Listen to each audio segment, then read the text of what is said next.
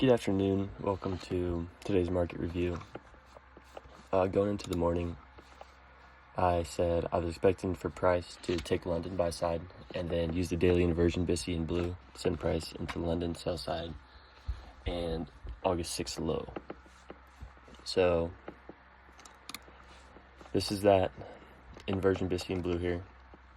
We came up here, we did trade outside of it a little bit. We did book outside of this a little bit.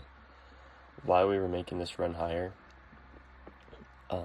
ES was taking yesterday's AM session liquidity, New York AM session liquidity, and London liquidity. Couldn't quite get to Asia.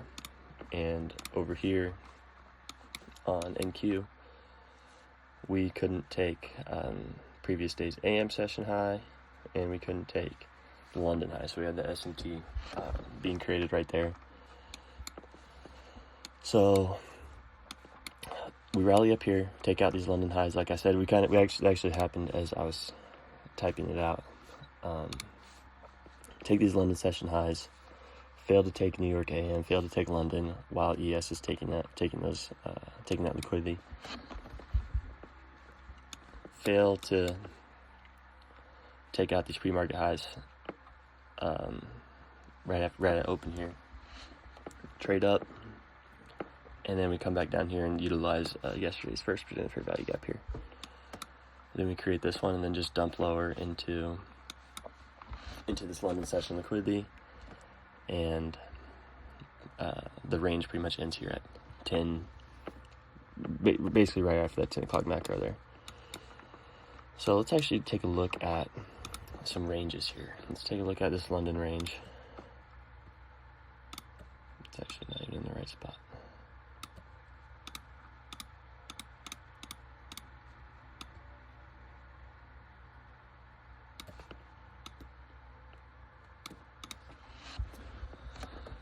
So now we have a graded London range here. Coming into the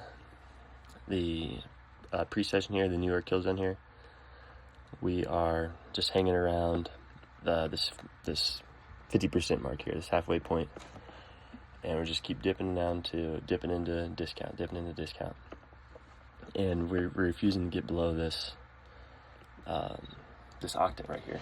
So that's telling me that's pretty much all we're going to need to come up here and take out these London highs. 8 o'clock macro comes in, trades higher, creates the first presented fair value gap after 8 o'clock, change state of delivery, come back down, tap it, fair value gaps overlapping the midpoint of that range, send it higher into London. Now, why do we grade these ranges? What use do these have? So the algorithm isn't just going to print to random levels. It has to be measured. Everything it does is measured, or it obviously wouldn't be able to run. It has to have logic to play off of, and it has to have levels, measured levels to refer to then make the next move. Okay, so we have that London range. Take out that high. Fail to get to that New York AM session, like I said. So let's get rid of that. We just dump here at market open, create the first presented fair value gap here, tap yesterday's end dog, and then just roll over and just dump hard here. I like to be in a part of these moves. I actually was in this move up here before the market even opened in this 9 o'clock macro.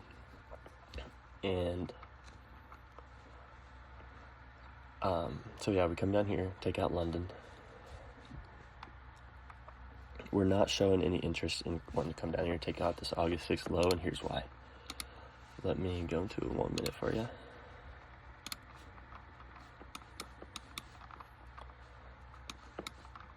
So right here's the top of this daily BISI here, this big huge daily BISI, and we grade. Let me change to hourly. So we grade that, and then we have this hourly BISI from inside of that daily BISI here, which we utilize here on the 6th, and then we come back down in here.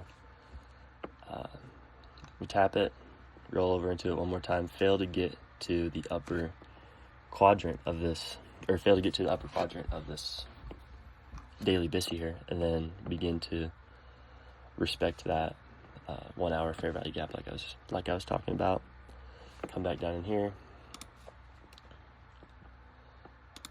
order block, prints higher. Utilize it again here. Utilize this hourly balanced price range.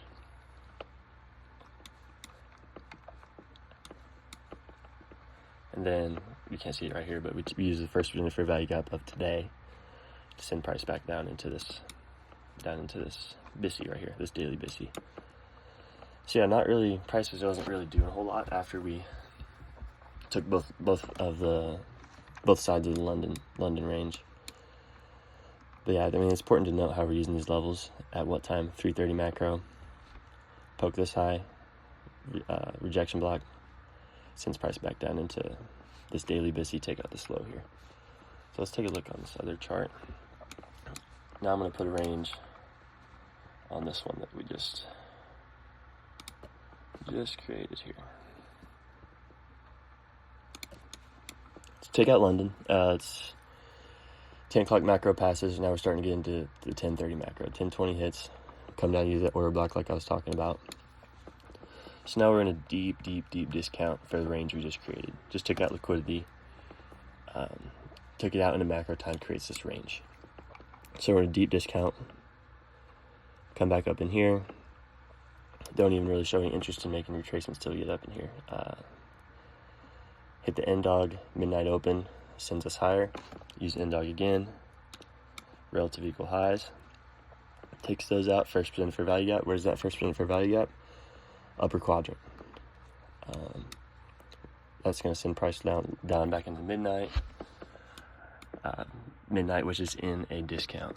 So price is basically just running from discount to premium at this point, just banging back and forth, not doing much after that big move. So yeah, going into tomorrow, that's all I really got for today. Is after the first hour, nothing really happened. And going into tomorrow, I would have liked to see a body closure in here. So that gives me a little bit less conviction in what I'm wanting to see tomorrow. But what I'm wanting to see is still what I've been saying. I want to see these relative equal highs taken out from this morning. Maybe even tap the bottom of this inversion BISI right here that we just created. Take out that high, and then I want to see us run back down into here, possibly even taking out this August 6th low, and I want to see a body closure in there. If not, I think it would be quite the opposite. We come down into this wick, maybe not even take the slow, just poke in here. If price is going to go higher, it's just going to dip, and then it's going to dip in here, and then it's going to run all the way back up into here. Disrespect this, then run higher. But I want to see lower prices. This is bearish price action to me. Like I've been saying, there's no reason for these markets to be at this high of a price right now. It doesn't make sense. So we'll see. We still have a lot going on everywhere, literally everywhere in the world right now. There's a lot going on. So yeah, little uncertainty. I mean, this is after that first move. This is not good price action, guys. This isn't fun to participate in. We haven't got a trending day in a long time now. But yeah, I think that's all I got for you guys today.